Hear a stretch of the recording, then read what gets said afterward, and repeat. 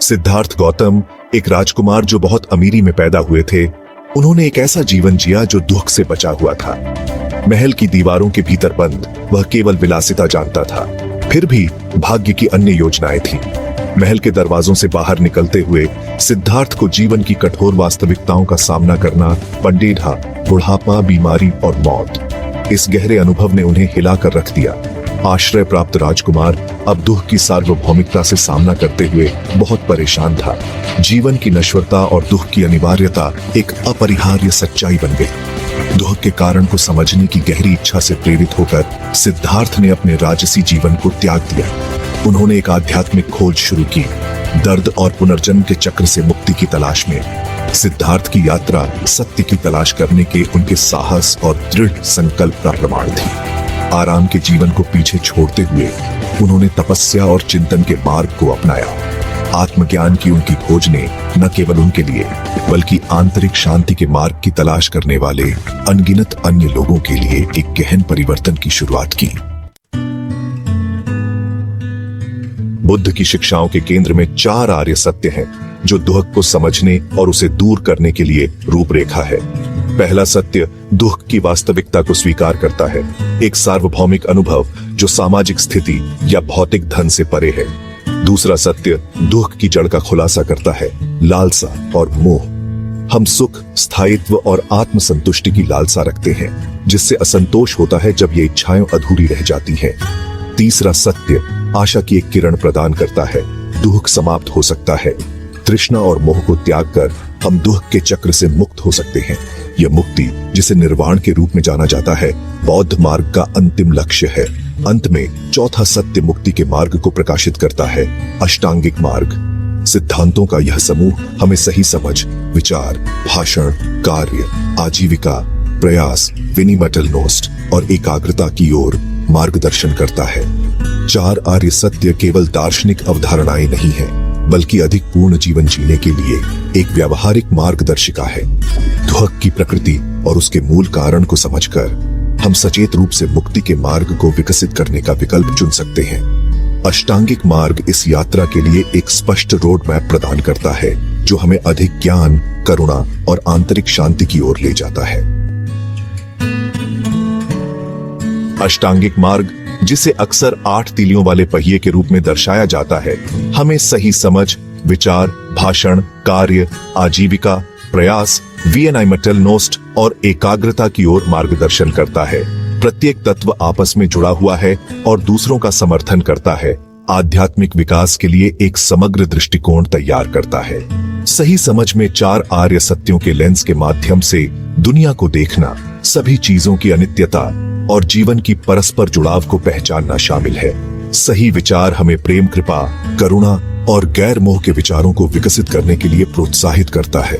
सही भाषण सच्चे, दयालु और सार्थक संचार पर जोर देता है। गपशप, कठोर शब्दों और विभाजनकारी भाषा से परहेज करता है। सही कार्य में नैतिक रूप से और ईमानदारी के साथ कार्य करना, दूसरों को नुकसान पहुंचाने से बचना और सभी के कल्याण में योगदान देना शामिल है। सही आजीविका हमें ऐसे काम में संलग्न होने के लिए प्रोत्साहित करती है जो ईमानदार, नैतिक और स्वयं और दूसरों के लिए फायदेमंद हो। सही प्रयास स्वस्थ गुणों को विकसित करने और अस्वस्थ लोगों को त्यागने पर जोर देता है। सही विनिमटलनोस्ट में वर्तमान क्षण पर बिना किसी निर्णय के ध्यान देना, स्पष्टता और स्वीकृति के साथ हमारे विचारों, भावनाओं और संवेदनाओं को देखना शामिल है। सही एकाग्रता एक केंद्रित और स्पष्ट दिमाग विकसित करती है, जिससे हम चीजों को वैसा ही देख पाते हैं जैसा वे वास्तव में है। सच्चाई को खोजने के लिए दृढ़ संकल्पित सिद्धार्थ ने अपने राजसी जीवन को त्याग दिया। उसने रेशमी वस्त्रों को एक साधारण भिक्षु के वस्त्र के लिए बदल दिया। विलासिता की दुनिया को पीछे छोड़ते हुए उन्होंने आत्म खोज की यात्रा शुरू की। वर्षों कठोर तपस्या में बिताए गए, अपने शरीर और दिमाग को उनकी सीमा तक धकेल दिया। उन्होंने अभाव के माध्यम से आत्मज्ञान की तलाश की, ये मानते हुए कि दुख मुक्ति की कुंजी है। फिर भी उनके प्रयासों के बावजूद सच्चा ज्ञान मायावी बना रहा। उन्होंने महसूस किया कि अत्यधिक तपस्या मुक्ति का मार्ग नहीं था, यह आत्म पीड़ा का एक रूप था, सच्ची समझ का मार्ग नहीं। उन्होंने माना कि उत्तर शरीर को दंडित करने में नहीं, बल्कि जीवन के प्रति संतुलित और सचेत दृष्टिकोण विकसित करने में निहित है। वर्षों की तलाश के बाद सिद्धार्थ अपनी यात्रा में एक महत्वपूर्ण मोड़ पर पहुंच गए। वह एक बोधि वृक्ष के नीचे बैठ गया। जब तक उसे सच्चाई नहीं मिल जाती तब तक उठने की कसम नहीं खाई। गहन ध्यान और चिंतन के माध्यम से उन्होंने अपने आंतरिक राक्षसों का सामना किया, अपने डर और इच्छाओं का अटूट स्पष्टता के साथ सामना किया। जैसा कि कहानी आगे बढ़ती है, प्रलोभन के अवतार मारा उसके सामने प्रकट हुए, उसे उसके मार्ग से विचलित करने का प्रयास किया। फिर भी सिद्धार्थ दृढ़ रहे। उन्होंने इच्छा, आसक्ति और अहंकार के भ्रमों को देखा। अंत में जैसे ही सुबह का तारा आकाश में उदय हुआ, उसने आत्मज्ञान प्राप्त किया। बुद्ध जागृत व्यक्ति बन गया। उसने दुख से मुक्ति का मार्ग खोज लिया था जो सभी प्राणियों के लिए खुला था। बुद्ध का आत्मज्ञान कोई अलौकिक घटना नहीं थी, बल्कि एक समर्पित और अनुशासित यात्रा की परिणति थी। यवनाइमिटलनोस्ट करुणा और ज्ञान की शक्ति का प्रमाण था। उनका अनुभव आशा की किरण के रूप में कार्य करता है। यह प्रदर्शित करता है कि मार्ग पर चलने के इच्छुक किसी के लिए भी दुख से मुक्ति संभव है। आत्मज्ञान प्राप्त करने के बाद बुद्ध को दुखों के चक्र में फंसे सभी प्राणियों के लिए गहरी करुणा महसूस हुई। वह जानता था कि उसे अपने नए ज्ञान को दुनिया के साथ साझा करना होगा। सारनाथ के पास एक हिरण पार्क में उन्होंने अपना पहला धर्मोपदेश दिया, धर्म चक्र को गतिमान किया। उन्होंने 4 आर्य सत्य और अष्टांगिक मार्ग को साझा किया, मुक्ति का रोड मैप प्रदान किया। उनकी शिक्षाएं जीवन के सभी क्षेत्रों के लोगों के साथ प्रतिध्वनित हुईं। वे करुणा, ज्ञान और व्यक्तिगत परिवर्तन के उनके संदेश के प्रति आकर्षित थे। बुद्ध ने इस बात पर जोर दिया कि आत्मज्ञान कुछ चुनिंदा लोगों के लिए आरक्षित नहीं है, बल्कि मार्ग को विकसित करने के इच्छुक किसी के लिए भी सुलभ है। उन्होंने संघ की स्थापना की, जो भिक्षुओं और ननों का एक समुदाय है, जो उनकी शिक्षाओं का अभ्यास करने और साझा करने के लिए समर्पित है। बुद्ध ने अपना शेष जीवन यात्रा और शिक्षण में बिताया। धर्म को उन सभी के साथ साझा किया जो ग्रहणशील थे। उन्होंने सामाजिक मानदंडों को चुनौती दी, समानता और करुणा की वकालत की। उनकी शिक्षाओं ने सामाजिक बाधाओं को पार कर लिया, सभी जातियों और पृष्ठभूमि के लोगों के लिए मुक्ति का मार्ग प्रदान किया। बुद्ध की शिक्षाएं केवल अमूर्त अवधारणाएं नहीं थीं। उन्होंने कहानियों और उदाहरणों के माध्यम से उन्हें जीवंत किया, जो लोगों के रोजमर्रा के अनुभवों के साथ प्रतिध्वनित होते थे।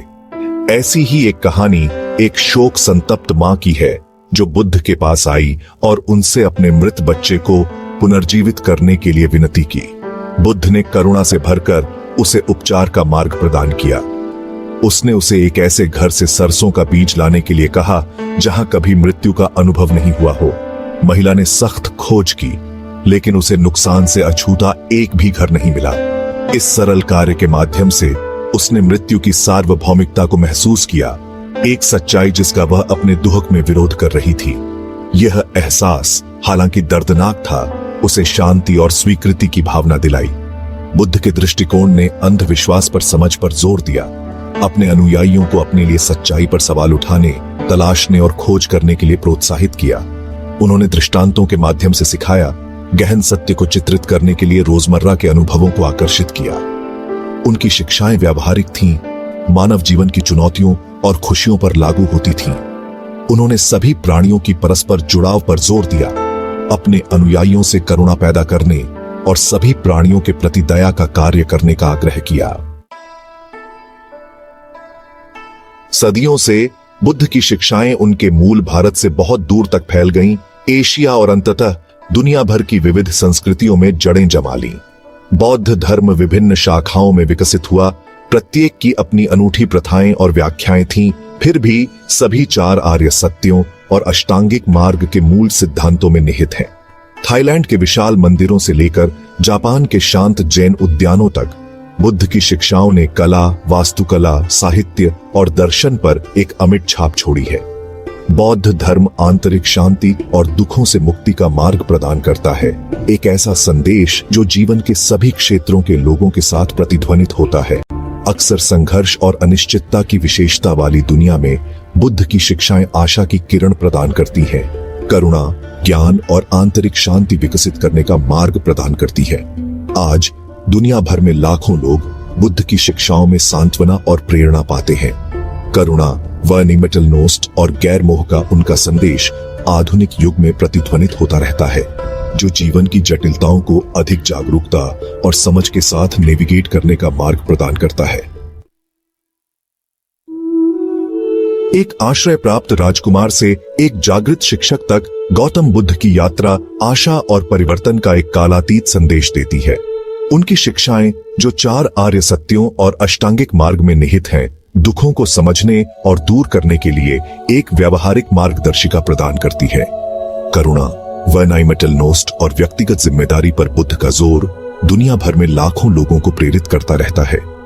उनकी विरासत मंदिरों या शास्त्रों तक ही सीमित नहीं है, बल्कि उन लोगों के दिल और दिमाग में रहती है जो आंतरिक शांति और मुक्ति के मार्ग की तलाश करते हैं। जटिलताओं और चुनौतियों से जूझ रही दुनिया में बुद्ध की शिक्षाएं एक कालातीत ज्ञान प्रदान करती है। प्रकाश की किरण हमें अधिक दयालु, सचेत और पूर्ण जीवन की ओर ले जाती है। बुद्ध का संदेश दुनिया से बचने का आह्वान नहीं है, बल्कि अधिक जागरूकता और करुणा के साथ इससे जुड़ने का है। उनकी शिक्षाएं हमें आंतरिक शांति विकसित करने के लिए प्रोत्साहित करती हैं, व्यक्तिगत संतुष्टि के साधन के रूप में नहीं, बल्कि सभी प्राणियों के लिए अधिक न्यायपूर्ण और दयालु दुनिया बनाने की नींव के रूप में।